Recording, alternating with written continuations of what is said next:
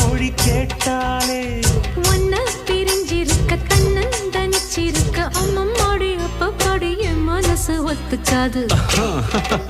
செந்தூர பாண்டிக்கு ஒரு சோடி கிளி கூ